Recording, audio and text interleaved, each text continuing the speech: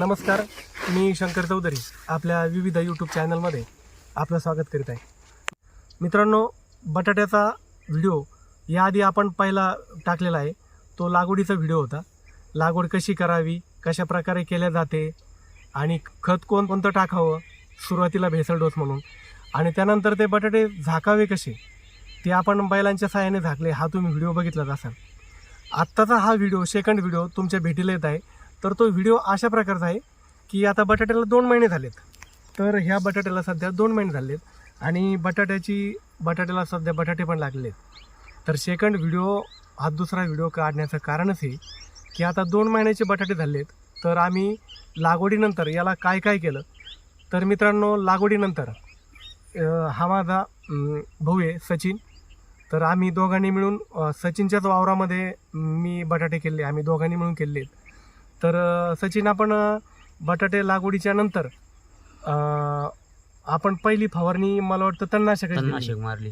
तणनाशकाला काय आपण वापरलेले? सेंकॉर वापरलेलं आहे. सेंकॉरची पहिली फवारणी दिली आहे. त्याच्यामुळं खुरपणी करण्याची वेळ आलेली नाही.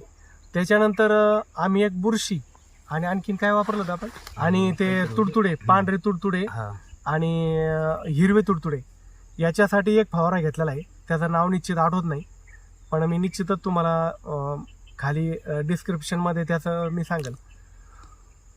तर ते परत बुरशी आणि पांढरे तुडतुडे आणि हिरवे तुडतुडे याच्यासाठी एक परत फवारा घेतला. त्यानंतर मध्यंतरी काय झालं की पाऊस पडल्याच्या नंतर आम्हाला बटाट्याला पाणी द्यायची वेळ आली नाही. आम्ही बटाट्याला साधारणतः 2 पाणी दिले आतापर्यंत. बरोबर, 2 पाणी दिले. पहिल्या पाण्याच्या नंतर पाऊस आला, परत दुसरं पाणी दिलं, दुसरं पाण्याच्या नंतरही पाऊस आला. पण दुसऱ्या पावसाच्या नंतर जी धुई पडली, त्या धुईमुळे हे अशा प्रकारचं आहे ना, हे अशा प्रकारचा करपा आला. तर ह्या करप्यासाठी आमचे मित्र पारनेरचे सद्गुरू कृषी सेवा केंद्र आहे.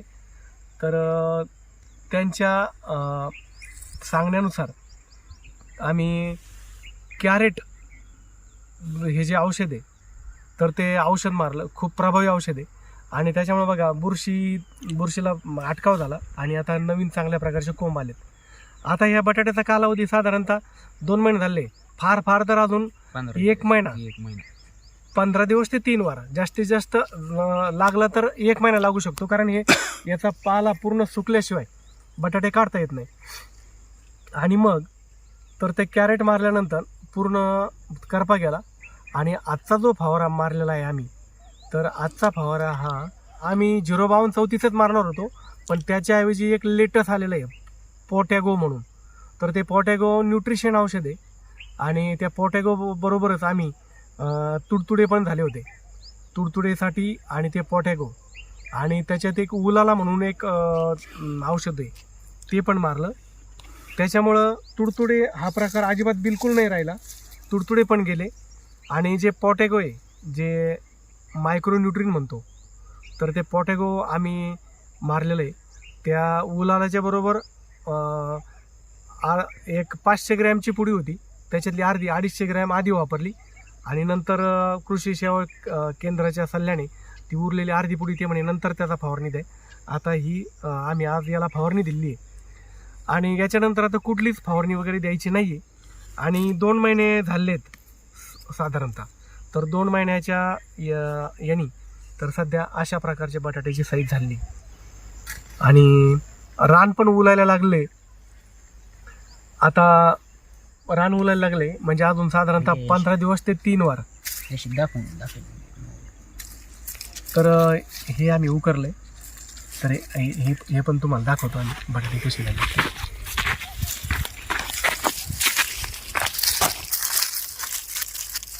हे अशा पद्धतीचे बटाटे लागू राहिले आणि वरती पण त्याला अजून हे आले, त्याला आऱ्या म्हणतो.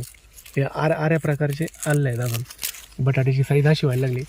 आता हे खालची बटाट्याची साईज पण होणार आहे. तर मित्रांनो, निश्चितच ज्याची जमीन हलक्या प्रकारची आहे त्यांनी निश्चितच बटाटे करा.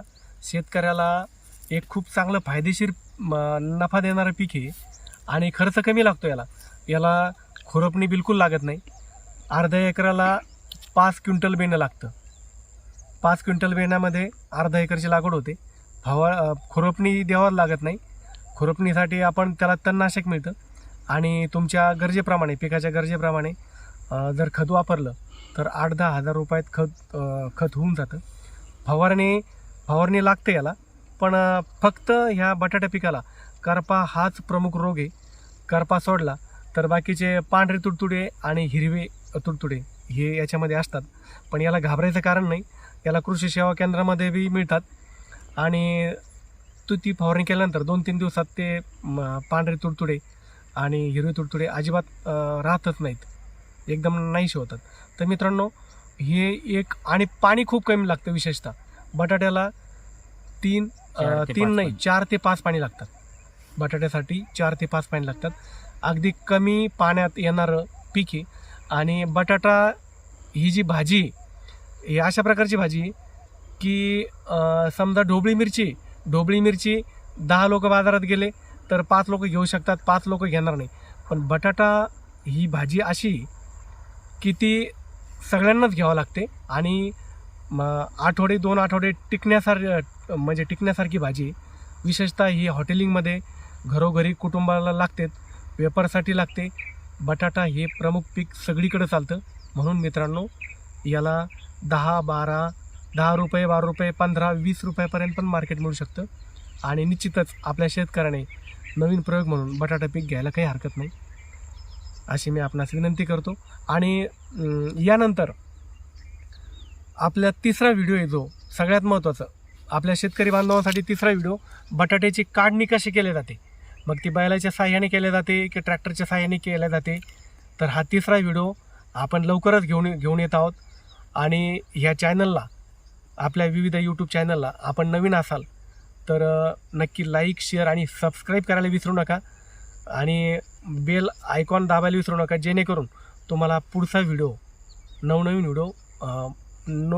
व्हिडिओच्या नोटिफिकेशन मिळत जातील आणि तुम्हाला यापुढचे व्हिडिओ तुम्हाला पाहायला मिळतील. जय हिंद, जय जवान, जय किसान.